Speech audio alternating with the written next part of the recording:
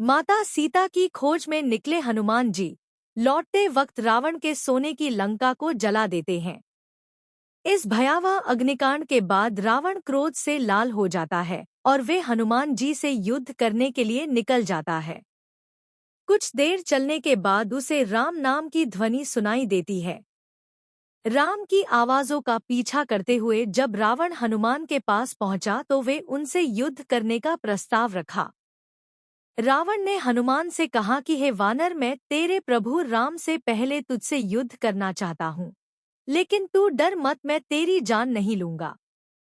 इस युद्ध में शर्त सिर्फ यह रहेगी कि हम दोनों एक दूसरे पर मुष्टिका यानी मुक्के से प्रहार करेंगे और जिसके मुक्के का प्रभाव ज्यादा होगा उसे इस युद्ध में विजयी माना जाएगा। रावण की बातों को सुन हनुमान जी उसकी चुनौती को स्वीकार करते हुए कहते हैं कि हे लंकेश, पहले तुम मुझ पर प्रहार करो क्योंकि मेरे प्रहार के बाद तुम सही से खड़े नहीं हो पाओगे। महाबली हनुमान की बातों को सुन रावण को यह लगने लगता है कि यह अच्छा मौका है, मेरे पहले प्रहार से ही एक राम भक्त मौत की नींद सो जाएगा। हालांकि रावण का ये इरादा गलत साबित होता है क्योंकि उसके एक मुक्के के प्रहार से हनुमान जी के शरीर पर कोई असर नहीं होता है। रावण के इस प्रहार के बाद अब बारी हनुमान जी की आती है, लेकिन उनके प्रहार करने से पहले देवताओं में एक तरह से बेचैनी सी होने लगती है। इस संसार के सृजनकर्ता ब्रह्मा को ऐसे लगना लगता है कि यदि हनुमान जी ने अपने मुक्के का प्रयोग रावण पर कर दिया तो इससे उसकी जान भी जा सकती है, और यदि रावण मारा गया तो प्रभु विष्णु का रामावतार लेने का कोई फायदा नहीं होगा। इसके बाद भगवान ब्रह्मा हनुमान जी के सामने प्रकट हुए और उनसे रुकने को कहा। हालांकि बजरंगबली रावण की चुनौतियों को स्वीकार कर लिए थे, इसलिए उन्होंने उनसे कहा कि हे ब्रह्मा देव, यदि मैंने इस समय रावण पर प्रहार नहीं किया तो यह संसार मुझे कायर समझेगी। हनुमान जी की बातों को सुन ब्रह्मा जी ने उनसे कहते हैं कि ठीक है पवन पुत्र, तुम रावण पर प्रहार करो, लेकिन इतनी ताकत से ही उस पर प्रहार करना जिससे उसकी मौत न हो, अन्यथा इस दुनिया की पूरी विधि विधान बदल जाएगी।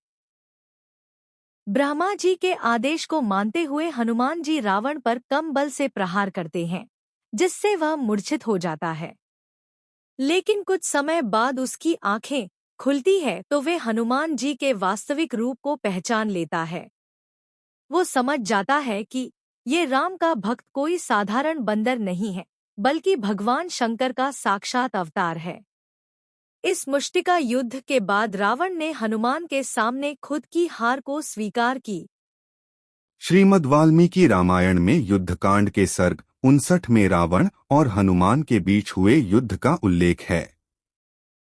इसमें लिखा गया है कि प्रधान सेनापति प्रहस्त के मारे जाने के बाद रावण स्वयं युद्धभूमि में आया, जहां पहले ही दिन उसका हनुमान जी से सामना हुआ। हनुमान जी ने देखा कि 10 शीश वाला रावण वानर सेना को अपनी बाणों की वर्षा से छिन्नभिन्न कर रहा है। तब हनुमान जी उसके रथ के पास पहुंचे और रावण से कहा, निशाचर, तुम्हें देवता, दानव, गंधर्व, यक्ष और राक्षसों से न मारे जाने का वरदान है, लेकिन वारों से तो तुम्हें भयभीत होना चाहिए। हालांकि बजरंगबली की बातों को रावण नजरअंदाज करता है। तभी अपना दायां हाथ उठाकर हनुमान जी रावण से कहते हैं कि हे राक्षसराज, देख, 5 अंगुलियों वाला यह मेरा हाथ तेरे शरीर में चिरकाल से जो जीवात्मा रह रही है उसे आज इस देह से अलग कर देगा, अर्थात तेरी मृत्यु प्रभु राम की वाणों से पहले मेरे हाथों से ही हो जाएगी। यह सुनकर रावण की आंखें लाल हो गईं और उसने क्रोध में कहा, तुच्छ वानर, तू निशंक होकर अभी मुझ पर प्रहार कर, देखता हूँ तुझ में कितना पराक्रम है, यह जानकर ही मैं तेरा नाश करूंगा। रावण की बातों को सुन हनुमान जी कुछ क्षण रुकते हैं और फिर कहते हैं कि तूने मेरे पराक्रम को पहले भी देखा होगा, किस तरह लंका दहन हुआ, किस तरह मैंने पहले ही तेरे पुत्र अक्षय का वध किया, लेकिन इसके बावजूद भी तू मुझसे पराक्रम की बात कर रहा है। दशानन से इस वार्तालाप के बाद हनुमान जी रावण को एक तमाचा जड़ते हैं, जिसके बाद रावण का शरीर ऐसे कांप उठता है जैसे भूकंप के आने पर पर्वत हिलने लगता हो। हालांकि रावण को थप्पड़ खाते देख आकाश से ऋषि, वानर, देवता और असुर सभी हनुमान के जयकारे लगाने लगते हैं, लेकिन मौका पाकर रावण वहां से भाग जाता है।